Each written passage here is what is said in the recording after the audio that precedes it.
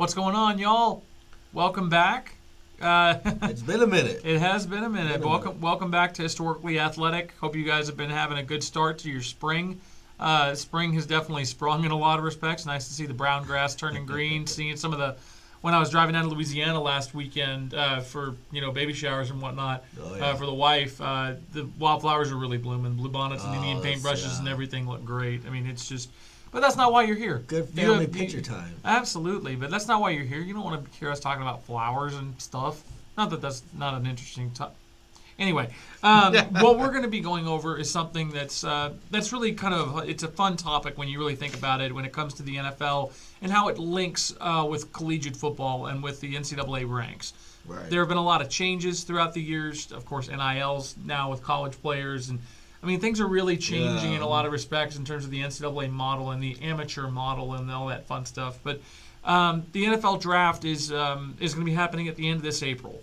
And we've got a couple weeks, and we've already done kind of a general draft preview and we for each team and kind of their needs and what they're looking for. We wanted to go through kind of a mock top 10, give you an idea of where some of the experts are kind of coming from.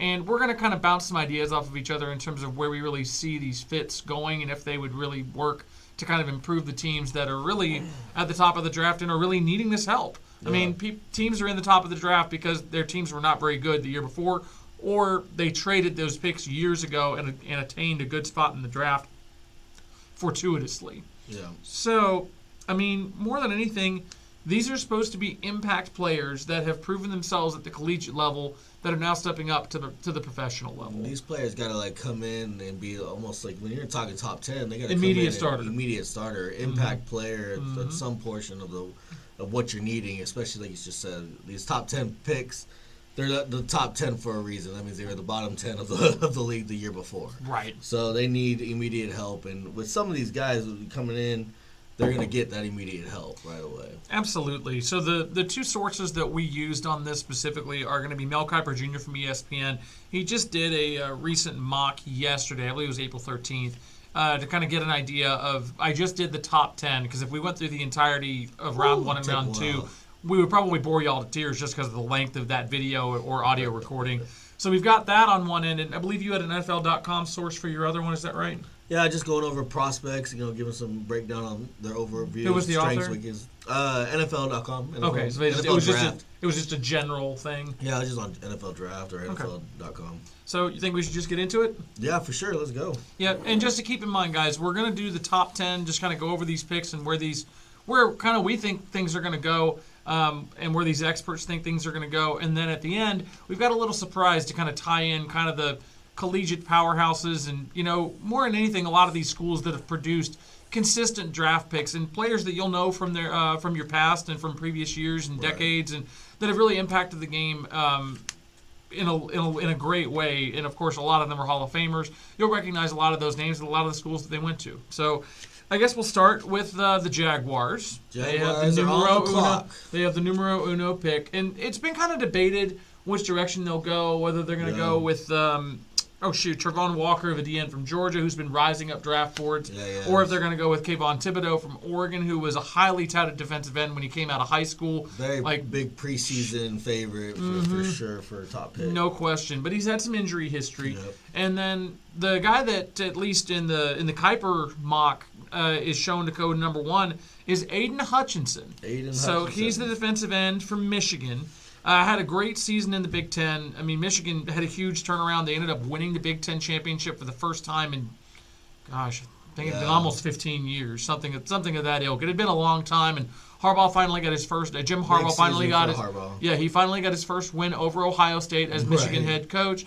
And they had a great season. Went to the college football playoff after winning the Big Ten title in the Big Ten championship game, and then got pasted by eventual national champion Georgia. But I mean, I think that was a great building block year for Michigan. I was really happy to see them back on the big stage and winning, quite frankly, Michigan is supposed to be winning in some respects. You're not going to win. How big they've been touted over the last couple of years. And you're not going to win the conference championship every year, especially in the Big Ten when you're going to give up against Ohio State and Penn State every year in your division alone. Yeah. But Michigan's a traditional powerhouse. You would think that they'd be able to pull a lot of talent in there, and it was nice to see it coalesce and come together. And Hutchinson was really their leader in that aspect. Oh, for sure. What did you have in terms of his grade, so to speak, and why he would be worthy of that number 1 pick. Yeah, so let's take a breakdown on him here. He's from Michigan, first of all, and he's class senior coming out of this draft. His height is 6'6", and he's 265 pounds. He's got 32 and quarter of an eighth inch arm span. Okay. So for his wingspan. For his wingspan, for his arm length. And, he had some good combine results here. He ran a 4.7, 4.40. Had a pretty good vertical of 36 inches, and 20-yard shuttle time was pretty good at 4.15. So you're talking about an edge rusher here specifically. Very good. Someone to kind of pair with Josh Allen on the other end that Jacksonville drafted out of Kentucky team a few years back. Oh, yeah. And, we go based on the NFL.com. They got their next-gen stats, so to speak, and whatnot. They have him graded at a 6.8. So let's get this kind of understood here. The way their grading system works pretty much goes from about 5.5 to 8. Okay. And 8 is your perfect prospect. There's nothing wrong with them. They're going to come in immediately, be an impact player, be big for your team. You're talking to Micah Parsons. Got it. Right, yeah, exactly. But that's the thing. So he comes in, he's a 6.8, when which you break that down, that becomes basically a year 1 starter is how they have it down as a prospect. I think that's fair. So he's coming in, plugging in, and he's getting ready after week 1. And I think that'd be a good fit. You've got Doug Peterson there as the head coach in Jacksonville now. I think they're going to surprise some people in the Central this year. I think that Lawrence is going to take a step forward this year, and if they can draft some other pieces around him, I know that they, of course, signed Christian Kirk in free agency for that monster deal that they brought him into. For Christian Kirk. But, I really think that he just needs some weapons. ETN is going to be healthy. Their running back pick last year from Clemson. I think he had like a Liz Frank injury or something of that. It was something in his feet. Yep. So it'll be interesting to see what happens in Jacksonville. This could be a really good building block for them. No, for sure. Truth be told, if I was them, I'd go after Thibodeau in this particular scenario, but that's just me. That's just me. Yeah, we'll see what happens. I mean, going back to this analysis by Lance Zierlein, he says one of his strengths is legendary weight room grinder who is strong, flexible, and explosive. And you totally see that explosive just aspect of him flying off the tape. I mean, he's a year 1 starter for sure. He's got the traits and the toughness that you like to play either in the odd gaps or the even gaps on the edge. And it's just one of those things that he's going to provide immediate impact for the Jaguars or whatever team. Well, and Kiper's thinking that he could either be as a stand-up outside linebacker and blitz in a 3-4, or he could be a hand-in-the-dirt end at the 4-3, or they could interchange him at both. It just kind of depends on how they want to line their defense up and how they want to deploy their edge guys. So moving on, for the second pick, we have the Detroit Lions, and it's looking like that Ahmad Sauce Gardner from Cincinnati. He's a 6'3" corner, 4.41 in the 40. Didn't allow a single touchdown in coverage in college. That's even against the American Athletic Conference, they still played against Bama in the quarterfinals this year, in the semifinals this year in the CFB. They played Georgia, who had George Pickens, who was a monster wide receiver. I think he played in that game. But they had, Georgia play against them in the Peach Bowl the year before, before they won their national championship this past year. And Gardner's no slouch. I mean, Cincinnati's been producing good players. They've had a good program there for a while. Like Brian Kelly was there as their head coach back in the late 2000s before he went to Notre Dame, and of course now he's at LSU. But Gardner can play. He can definitely play. I mean, breaking it down again to that next-gen NFL stats here, they got him at 6.7, so basically year 1 starter as well. Come in, plug and play immediately for Detroit. The funny thing here is you can totally see him going number 2 in Detroit overall, because just last year Detroit took a corner in the top top 5 pick that they had last year too. Was it? I think it was year before last with Okuda, yeah. I thought it was last year. It might have been the year before last, but definitely they use these top picks for defense. They're just defensive minded out there, and I could totally see him going to Detroit. Definitely could be an impact player on one side of the field. Well, and with how Campbell's coaching out there, he's really trying to instill some toughness. He's really trying to instill culture and about discipline and just about making the plays needed to win football games. And more than anything, I just like his attitude. I like Campbell's attitude, and I hope that Detroit gets success because it's been a minute. Barry Sanders ain't walking through that door. It's been a long. Though I do like Swift at running back for them. DeAndre Swift, he stays healthy. He's definitely a versatile. Best availability is availability. Yep.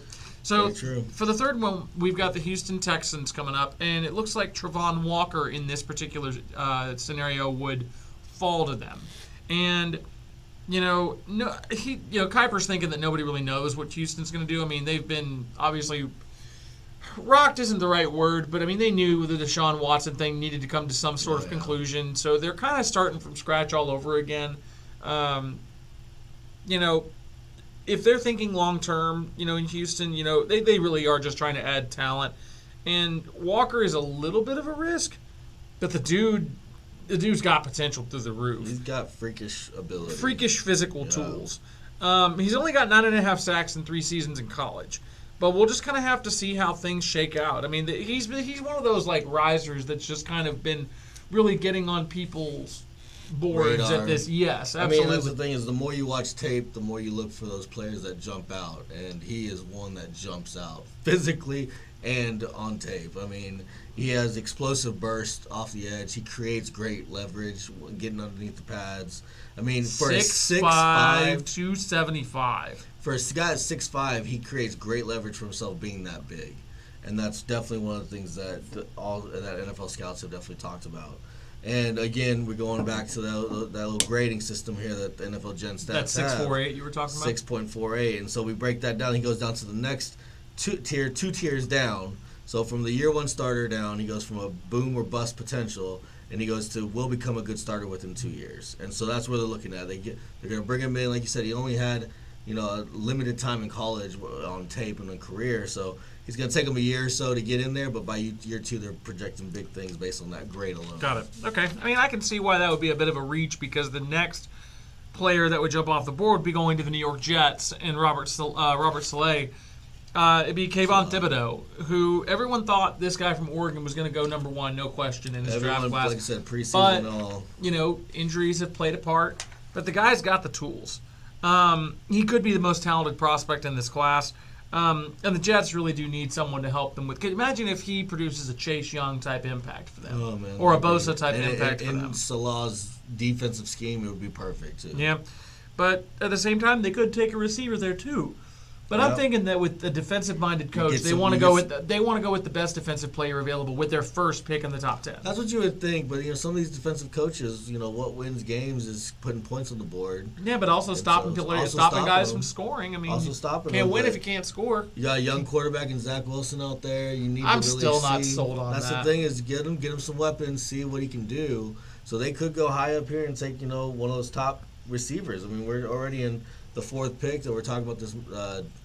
Draft aspect, and we haven't even seen a receiver yet. And what were you at on Thibodeau? It was the 6.72 rating, I think? 6.72 rating, so definitely one of those year one starters. 6'5", 258. 258. With a 4.58 40 for a linebacker defensive end hybrid. Good Lord. Yep. And he's, scouts say that he's fueled by a solid internal drive here on this analysis. One source says it's kind of cool that they even give a little source quotes based on the NFL Combine. And he said he's not fluid like Jadeveon Clowney, but he is the same type of upside coming out. And remember Jadeveon Clowney coming out. I mean, it was everyone wanted him. Yeah. And he still had a solid NFL career. Exactly. I don't think it's panned out exactly the way he was hoping, especially considering he was paired along with J.J. Watt in Houston. Yeah. It just didn't quite work out the way people were expecting. I mean, but this NFC team personnel director is who they're quoting, obviously keeping the anonymity there. But he's going to get better as a rusher and might even end up as a top 10 or 11, play. You just never know. I mean, keep in mind, all these projections and all these guesses, that's all they really are. You don't know what these kids are going to do at the next level. Nobody really saw, I hate to bang the drum here, but nobody saw what Micah Parsons was going to do at the next level, being that jack-of-all-trades player on Dan Quinn's defense. People knew he was good. I don't think they knew he was going to adapt that well to the pro game that quickly. So, it's still a guessing game. Yeah, no, that's the thing. And really, though, Micah Parsons is one of those kind of like tweeners. Like, he can play on the ground in a three-point stance, or he can play standing up and doing coverage. So that's what you're seeing a lot of these college or these scouts really looking for now. And versatility. We just talked about that Trayvon Walker deal. Kevin Thibodeau is kind of the same way, too. So Thibodeau's definitely got an opportunity, but we'll just have to see how it shakes out. The next one is their brethren in the state of New York and in the New York City area. You got the New York Giants. Looks like they're going to be taking an offensive tackle in Ikem Okwonu. And he's out of NC State. He's an offensive tackle. And the Giants would really be stoked if this happens Yeah, based they on what need- Kiper's they saying, need because it. they really need offensive line help. And Kiper has this guy slightly over Evan Neal out of Alabama. But, I mean, either one would be great for New York. I mean, their line has really been a question mark for a long time. And if They really Andrew have tried Thomas... to draft and get that position better, too. They just haven't really hit on some of those linemen. So, you're getting the kind of top pick there in one of these two players, and hopefully it will be a hit for them. We'll just have to see. I mean, the next one that we've got, this is a bit of a wild card, and I would not be surprised, though, if this actually came about, even though I think it's a little bit of a reach. And I think Carolina would trade down for this next player if it actually pans out this way. Malik Willis, the quarterback from Liberty, under the guidance of former Ole Miss head coach Hugh Freeze. The kid's a gamer. I mean, the kid can really play. But I'm thinking he's got an arm. he does, and he's got mobility. He had 27 touchdowns passing and 13 rushing last year. Now, granted, they don't play in the best conference. Right. But at the same time, there is a natural ability there that you can't exactly you can't discount it. Right. So I think that if Carolina drafted him this early, it would be a reach. I think if Carolina was going to do this in a quarterback-weak draft with him and Kenny Pickett kind of looked at as the top two quarterbacks. Yeah, the Giants coming up, Atlanta, Seattle. Exactly. I mean, I would think Atlanta they could. and Seattle might need a quarterback. So. Maybe trade back 2 or 3 places with one of those other teams and try to accumulate a couple more picks in the middle rounds. True, I can see that happening. There's always that little bit of movement. You always see some kind of trade come through, especially when we're talking top 10 pick and the further that a certain player might drop. Absolutely, but I mean, Willis can play. The Panthers don't have a second or third round pick, so imagine if they move back. Get a couple of picks, help someone get the player they're really looking for, and kind of go from there. And they need a quarterback. They need a lot of things. So that also trading back to get some extra of those picks so they can possibly build up the team is definitely a smart thing. We'll see what happens. Speaking of Willis, though, let's talk about it real quick. They got him right here on NFL Gen Stats as a 6.4. So that, will become a good starter within about 2 years. So like you were saying, really needs to get behind a system where he's not going to be just thrown into it. He's a young quarterback, didn't play for a big conference or anything like that in the college ball, so could definitely learn from somebody being there a year or two behind. For sure, and we'll just have to see how it plays out for him. But I think it could work out well. We're just going to have to kind of keep observing and just kind of see how things roll for him. I hope the best for him, and just like with any of these guys. The next one, the Giants come back up. And they are looking, of course, for a ton of help because of their roster. I mean, Jermaine Johnson from Florida State, the defensive end, looks like he could be a good fit there. They allowed 4.7 yards per play last season, 31st in the league. Jeez. I mean, you're not going to win a lot of games giving up 5 yards a play. No. So Johnson had 12 sacks last year, and Florida State's not what it was prior in terms of producing NFL players and winning ACC championships, at least not like they were under Bobby Bowden and to a lesser degree Jimbo Fisher, even though he won a national championship. I mean, Clemson was coming at that point with Dabo and Dabo Swinney and that whole program. But, Johnson had 12 sacks. And he was one of the most impressive players at the Senior Bowl. He's going to be an instant starter for whoever drafts him. Oh, for sure. And he played a lot of outside linebacker, so he could really work well in Don Martindale's defense. And that'd be 4 edge rushers in the top 7. Yeah, I mean, gotta get pressure on quarterbacks. It's a very deep position in this class. Mm-hmm. I was listening to Chris Sims on his podcast that he's got going on, and why? Because he's kind of funny. I'm kidding. I'm totally kidding. Plus, old school Buccaneer. So, but Jermaine Johnson, he had on there, and he had a couple good things talking about. Just he's kind of relentless, but he's also reckless in the way he plays, and it's one of those things. He's kind of like an animal out there. So. It's got good qualities and it's got its bad qualities to it. Sometimes you can over pursue, or sometimes you can lose your focus. So you want those high. You want it so players. much that you're not thinking. Exactly, and so that's the main thing. Is like he just explodes off the line. He's got quick feet, and he always keeps those feet moving. But like I say, he can get a little reckless in his game. So the way that in the NFL Gen Stats has it is, he'll become a good starter within 2 years. So one of those things, 6.49 rating on here. I think that's great because exactly what he is. He's got the talent. He's got that high motor. They got the strength in the foot. So he'll be like a Brandon Graham type player. Build it in there. Yeah, exactly. That's what they have. So then the next pick that we've got is a wide receiver. And we're going to have, just so you know, we're going to have 2 in the next 3 here to kind of finish this out. Garrett Wilson out of Ohio State. Still sick to my stomach that Texas didn't pick him up as a recruit. But he grew up, from my understanding, he grew up an Ohio State fan. He was originally from Ohio before his family moved to Texas. So, I mean, kind of made sense for him to go back home in some respects. But I mean, who's Mariota going to throw to? Hometown out of Austin. That's so funny. Yeah, I know. But who's Mariota going to throw to? Julio's not there no more. Yeah. Ridley's probably not going to be there no more. You probably got the most NFL-ready receiver right now in Garrett Wilson. Wilson, Olave, or Drake London. Things. He can. The guy can run multiple routes. He's got a very diversified route tree. And I think he could be a help to the Falcons' offense. They need it. Yeah. Badly. But looking at his frame, he's 6 foot, 192, so he's not the the toughest, but he does play with some good toughness. Kind of reminds me of Terry McLaurin with more speed. Yeah. Yeah, okay. I can he's see a technician. I mean, he ran 4.38 on the 40-yard. The kid can move. So the kid can move. Had a 4.36 20-yard shuttle too. So very agile. And I kind of agree with the way that they have upgraded here from next gen with a 6.5 on the dot. He's kind of in that boomer bust potential. Like he could come out and become somebody that's really good and going to be a top 10 receiver in the next couple of years, so forth. Or he could come out and it just might be a little bit too much for him. When you talk about a 6 foot, 192, you are a little bit of a smaller receiver, and the NFL is a different game, obviously. So it's one of those mental checks in there as well as also building up your strength and keeping that speed. We'll just have to see how things shake out in that regard. And then, the next one, this is where another offensive tackle will go off the board to the Seattle Seahawks. Evan Neal out of Alabama. I think Seattle would be so happy if this happened. Get a Bama tackle, automatic starter. Dwayne Brown hasn't signed yet, so Neal could start day one. That's a building block. That's a Tyron Smith type building block. That's definitely a building block, especially when you got Locke that you are supposedly from reports have a lot of faith in and possibly can see where he can take your team. In the future, you want to start building around him. Obviously, he needs protection. Don't you feel for Drew Lock, though, in the context of you go from the AFC West to the NFC West? Two tough divisions, man. Mm-hmm. But, the other thing, too, is, devil's advocate here, if something did happen with the trade with Carolina where they did back down, Mark Willis is sitting there. Malik Willis, yeah. Or Malik Willis, my bad. You think Seattle might take him? He's got that dual threat kind of ability, potential, just like Russell Wilson was. For sure. You don't have to change too much of how you already run your offense, so to speak, scheme wise. Yeah, that's true. You just never know. And you let him sit behind Drew Lock, see what you got in Drew Lock first. It could be one of those aspects where Seattle could do something like that. For sure.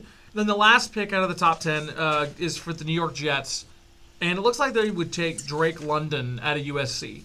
And if the Jets could get a top receiver and an edge rusher within the first 10 picks of the draft, that would be huge. But, he's 6'4".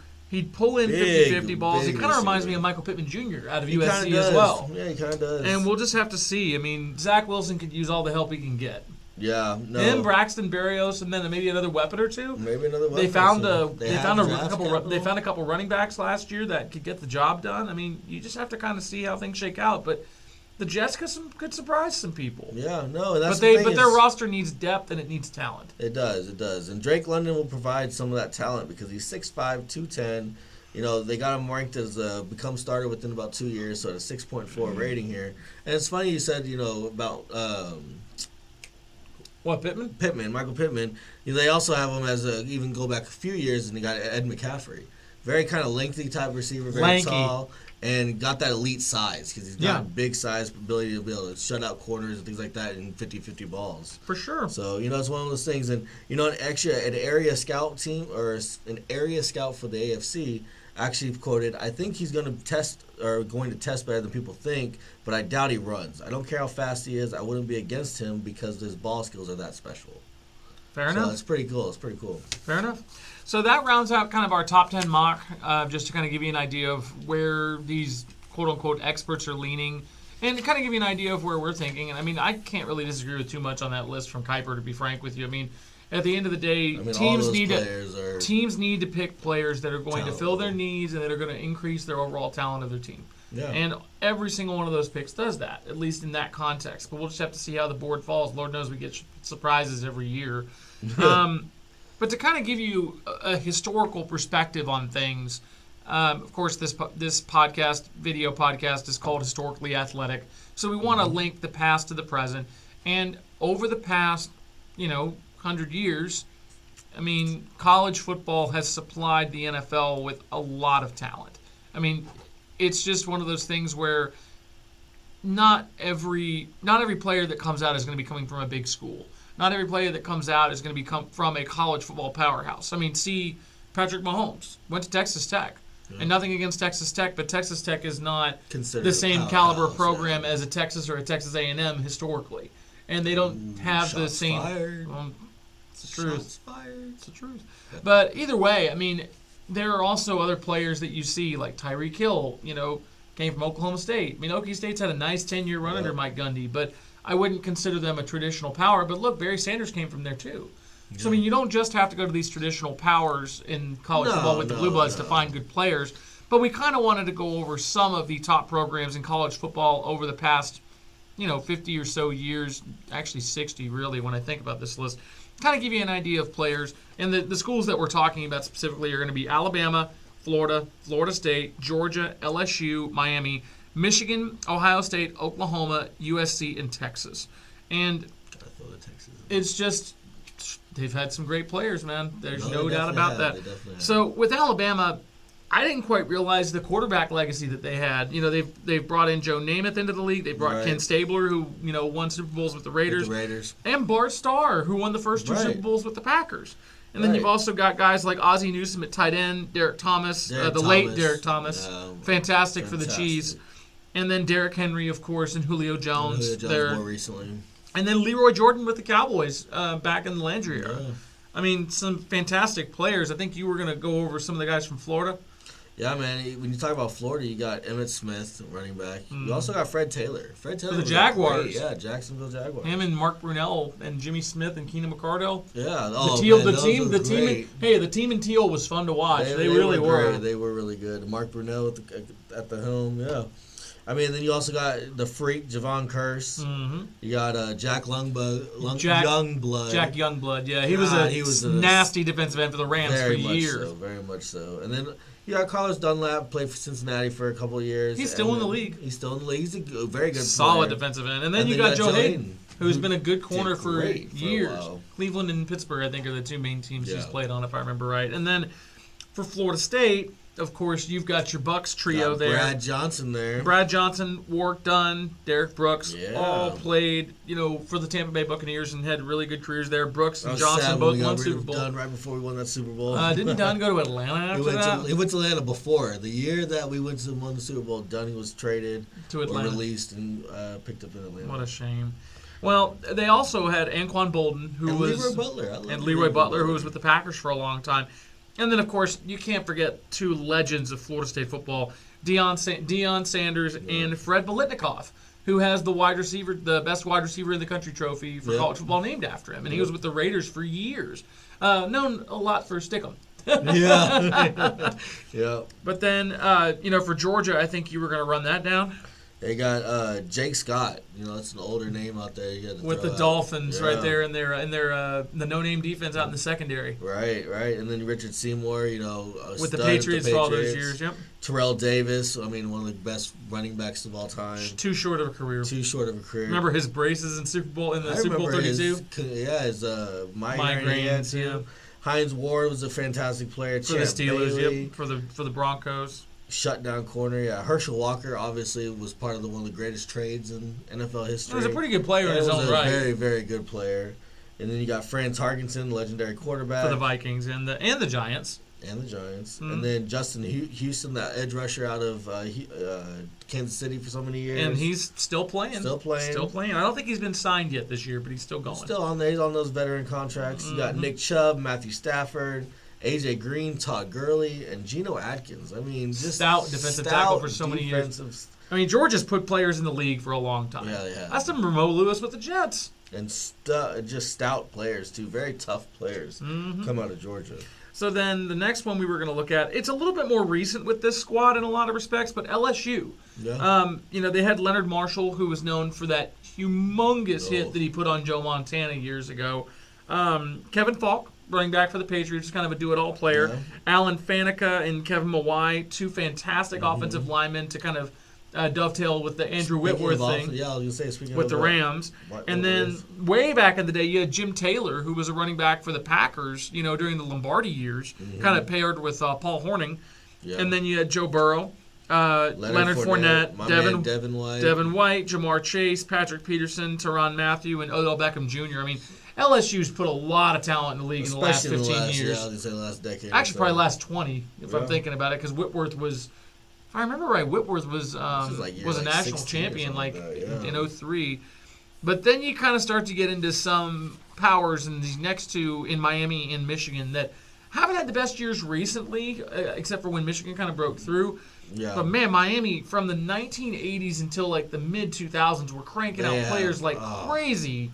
Man, they were those bad boys. But, I mean, you're talking Ray Lewis. You're talking Andre Johnson. Santana Moss. You're talking Ted Hendricks. You're talking Michael Irvin, Jim Kelly, Ed Reed, Warren Sapp, Frank Gore. Michael Irvin. Mm-hmm. Yeah, Michael Irvin, Reggie Wayne, and Frank Gore. Like my goodness gracious. One of my favorite players, though, of all time is Ed Reed, and he came right out of there, too. Mm-hmm. Miami had some studs, man. Yeah, they really did. The Michigan list is a little bit shorter than I was expecting, but, I mean, you can't discount them having the GOAT. Yeah, the greatest player of all time in Tom Brady. Came from Michigan. Charles Woodson, who, ironically enough, had a little bit of that, what was it, the Tuck rule? A little when he was Michigan at the Raiders. Michigan crime on that game. But, yep. And then Ty Law, of course, was a good corner for the Patriots for quite some time. Yep. Devin Bush is in the league with the Steelers right now. Great young linebacker. Frank Clark with the Chiefs has done really well. And then Brandon Graham with the Eagles has had a really long career. He was a Super Bowl hero for them. For the Eagles, yep. And then Ohio State, their arch rivals, or the team down south, as they call them. And then, of course, Ohio State calls them the team up north. Ohio State's had a ton of great players throughout the decade. You're talking Lou Groza, Paul Warfield, and then, you've got Dick LeBeau, Jim Marshall as part of the Purple People Eaters. Some of those old school players. But then you start to get a little further down. You're talking Eddie George. You're talking Chris Carter. Orlando Pace. You're talking Chase Young. You're talking Ezekiel Elliott, Marshawn Lattimore, Cameron Hayward, Terry McLaurin. I mean, Ohio State has really started to put consistency in the league. I mean, quite frankly, for a long time. Michael Thomas even came out there. I don't want to talk about this next one. You go ahead. Oh, your favorite, OU, Oklahoma Sooners. So, yeah, man, I mean, Oklahoma had one of the greatest running backs of all time, at least in our lifetime, with Adrian Peterson. You got Kyler Murray, Baker Mayfield out there, Tony Casilla. And then you got Ralph Neely. Amazing. Yep. Keith Jackson. Leroy Selman, the great legendary Bucks legend. Buccaneer. Wasn't he their first draft pick? Very first draft pick. 1962 or 67, I think? 76. Was it? Oh, it was 76. 67. Yeah. And then you got the safety, Roy Williams. He played for the Cowboys for a little while. Gerald McCoy, another great Buccaneer. Lane Johnson and Trent Williams are two stud offensive linemen. I mean, great list on that one for Oklahoma as well. But these last two, I probably would say let's go Texas first and finish with USC. Now that I'm thinking about it, I mean, with Texas, you've obviously got the two Heisman winners at running back with Earl Campbell, who was a force to be reckoned with in the league when he came in as a running back. Ricky Williams. All of Ricky's faults, dude, Ricky was a fantastic football player. He was a great football player. Very misunderstood in a lot of respects. I was reading a story about Steve McMichael, who was a stud DT for the Bears. I mean, the guy's fighting for his life, man. He's really sick. But my goodness, was he a fantastic player. Yeah, but I mean, he was a fantastic player for the Bears in the 80s and just fought his butt off. South Texas guy, ridiculously tough dude. Dang. But then you got the great Bobby Lane coming out there, Earl Thomas, and the controversial ending to his career, so to speak. And then you had Tommy Nobis, who was the first overall draft pick of the Atlanta Falcons when they came into the league. Oh, wow. And then he was a defensive tackle. Derek Johnson was a great linebacker. Jamal Charles was a fantastic weapon for the Chiefs. Brian Arakpo was a good defensive end for years for Washington and for the Titans. And then you've got like Casey Hampton and Corey Redding. Quandre Diggs is still in the league. Justin Tucker's probably the greatest kicker of all time. One of the greatest kickers of all time. And then Phil Dawson before him was a really good kicker. And then a little personal favorite you put on here with mine was Nathan Vasher. I mean, the speed on that kid was crazy. Played for the Bears for quite a long time. Aaron Ross won the Thorpe Award when he was at Texas and ended up getting a lot of good years with the Giants and won a Super Bowl with them. Michael Huff was Holmes. fantastic. Priest Holmes was an amazing running back for the Chiefs for many years. Quentin Jammer, great corner for the Chargers for many years. Yep. I mean, Texas has had a lot of players come through. One of the other ones that came, homegrown to where we grew up was Plano, Texas. Justin Blaylock. Went to Plano East. Certainly sure did. So, I mean, some very good players for Texas, too. The list is a little bit longer than you would think it would be because they got some good players. I was a little surprised myself, even being a Texas alum. I was like, they really did put a lot of depth in the league in the Mac Brown era. There's no question. And then the last one, as much as I don't want to put them last, I mean, the list is insane. USC. The University of Southern California has put some dudes in the league. It's Southern California. They're going to have those star-powered, players. Yeah, I mean, you've already got Juju Smith-Schuster and Michael Pittman Jr. and Robert Woods at the wideout position that are currently in the league. Keyshawn Johnson, Reggie Bush, Marcus Allen, Carson Palmer, Clay Matthews, Willie McGinnis, Junior Seau, Troy Polamalu, Tony Baselli, Bruce Matthews, Anthony Munoz, Ronnie Lott, Lynn Swan, O.J. Simpson. How many Hall of Famers did I just list? I mean, half of those people on the list are Hall of Famers. That is...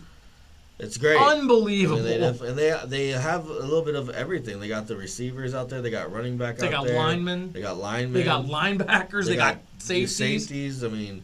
You pair Marcus Allen, O.J. Simpson, and Reggie Bush. If you make an all-time team, I think USC Miami would be a heck of an all-time game team to watch, or all-time matchup. Bama would be a good one to throw in there too. It would be, or Georgia for that matter.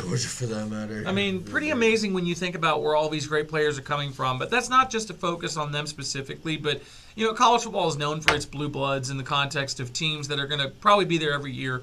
A lot of them are big state schools, and you're talking about teams that I guess you could say not necessarily identify regions per se, because obviously in the state of Texas you've got 6 to 7 programs that people get behind, but state of Georgia, you got Georgia and you got Georgia Tech. In Alabama you've got Alabama and Auburn.